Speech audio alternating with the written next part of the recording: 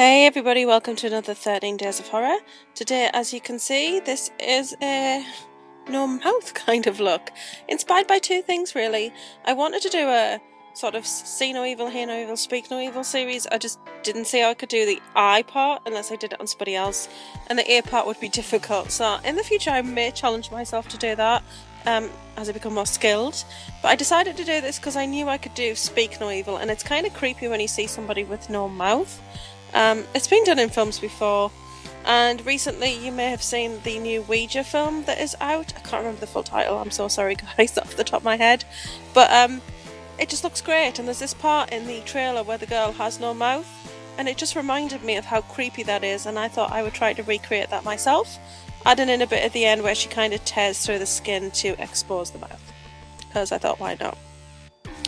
So, and the other thing is that I decided to do this is put that wig on, because I felt like it kind of washed everything out. So you had the dark at the top to kind of match the brows, and then at the bottom it got lighter, and I thought it looked quite interesting with a look. I like a wig with a look. So first what I did was put a good layer of liquid latex around the mouth, quite strong smelling, so as you can see I've got my eyes closed here. And then I put on some tissue paper that I had cut to shape, and I just pressed that on and smoothed that out as best I could. In the future, if I did this, I wouldn't do quite so many layers of the tissue paper, because I did feel it became a little bit lumpy around the edges and a bit crinkly.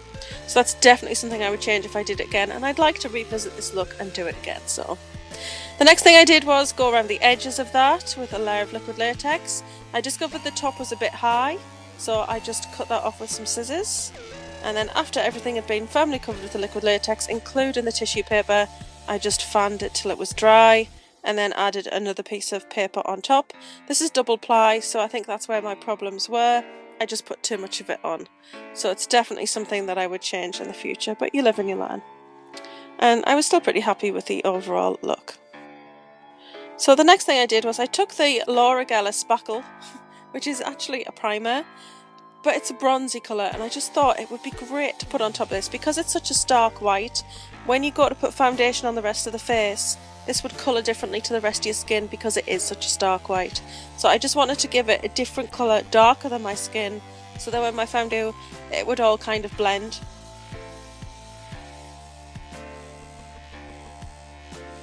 And that is kind of how it works out, so I was pretty pleased with myself, as you can see.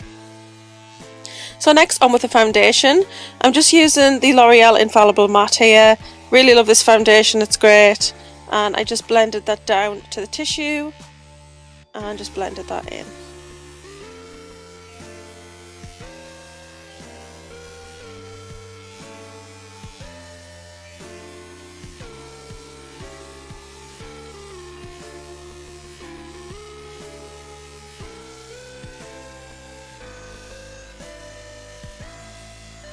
Then I just went on to add some powder all over. And I just used one that basically is a little bit darker than my natural skin tone.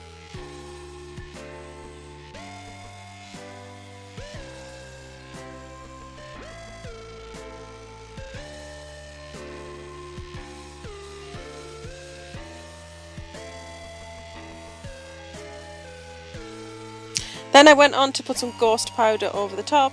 It just added, I don't know, just a little lightness. I didn't go too heavy with it.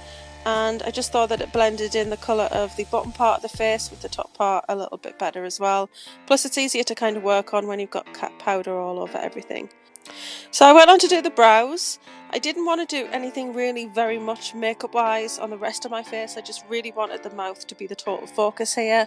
So I just went in and did my brows as I normally would, just used a pencil, followed my normal shape, didn't do anything different.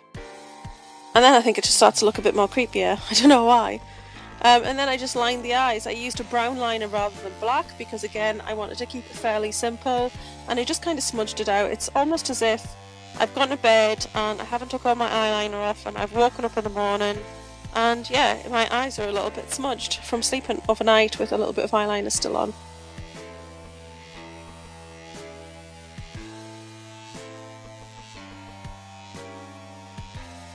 I took a little bit of foundation on my finger here and just brought it down on the tissue very carefully, and just patted that all over to again lighten that down a little bit further and make it look more like it was part of my face.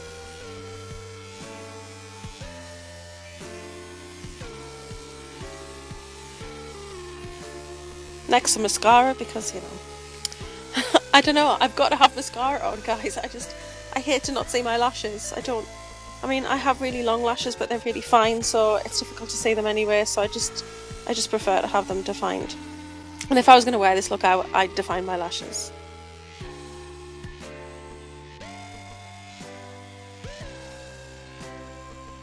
Next, I just added a little bit of contour, just to add a little bit of shape to the face, because, you know, girl's got a round face, so I've got to have some shape. And I left this next sequence in because it was funny, because my husband rang and I literally couldn't speak.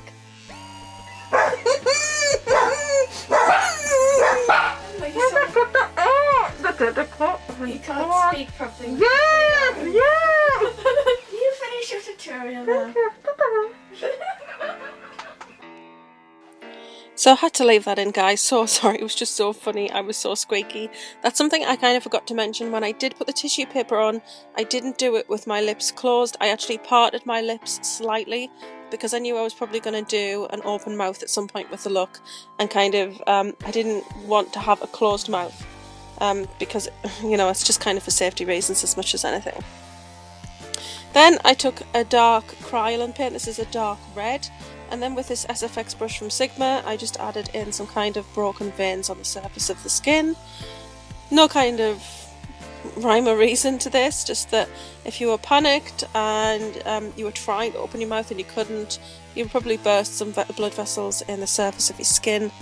And I just thought it really looked nice. It blended in nicer with the mouthpiece and kind of just made it look all that more real, if you know what I mean. And then using this stipple sponge from Snazzaroo, using the same dark red colour, I just stippled that on. Just again, broken vessels in the skin, and it kind of brought that colour from the cheeks down onto the mouthpiece and just kind of blended it all together a lot better.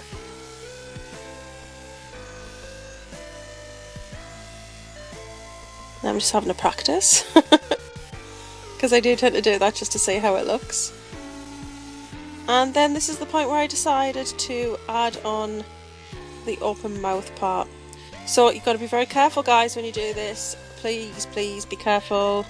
It is quite dangerous, but I've done this a number of times myself, so I have a bit more confidence. And I'd normally use nail scissors. These are hair cutting scissors, so yeah, just be very cautious. Basically, I used tweezers to poke a small hole through. Because my mouth was parted, I knew that I could just gently kind of push that through. It wasn't going to cause any damage. I wasn't too hard with it. And then I poked 3 holes in, and basically just using my fingers squeezed those parts of the tissue together, just so that you could kind of see inside the mouth slightly, and then took that dark red colour and just patted that on the areas of tissue that became exposed and just around the general area. And then I went in with the fake blood, which is from Freedom. This is the SFX fake blood, and I just squeezed some of that onto the edges of the wounds, just let it do its own thing.